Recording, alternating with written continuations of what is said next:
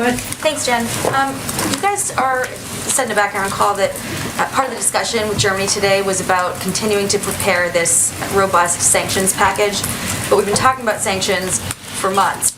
So if Germany is as aligned with its allies as you all are conveying, why isn't this sanctions package already complete? Why isn't that done already? In terms of figuring out what it looks like.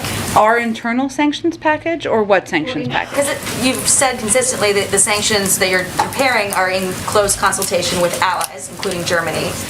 And that conversation is, obviously happening again today as we're getting warnings that Russia could, at any moment, take significant action. So the discussion about sanctions has been over the course of several months. Mm-hmm. Why isn't it done yet if Germany is as on board with the rest of the NATO alliance as they're projecting to be? Sure. Well, Jacqui, as we've said before, one, I think there is alignment that we will work with Germany to ensure that Nord Stream 2 does not move forward, which is obviously a key point of discussion. I'd also note and reiterate that it's not operational at this time. There's no oil flowing through the pipeline. That has been a key point of discussion, and that is agreed to.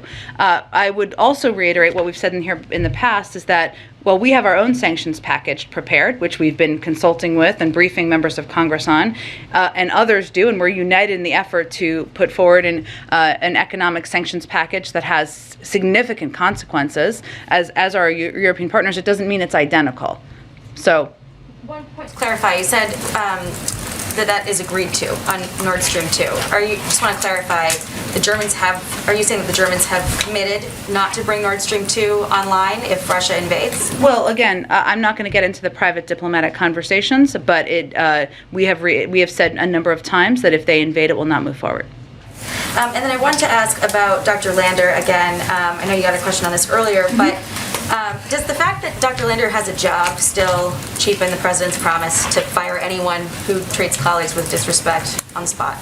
Well, again, I would just reiterate that the president takes his commitment to having a respectful work environment incredibly seriously, and it's something that he conveys clearly to all of us on a regular basis. That is why we put in place a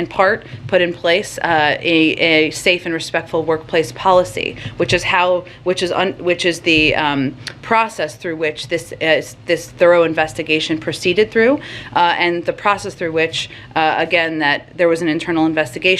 Dr. Lander, obviously, his behavior was inappropriate and corrective actions needed to be taken, and that was clearly conveyed through this process. And he will be held to account for delivering on that. And real quick, one third topic.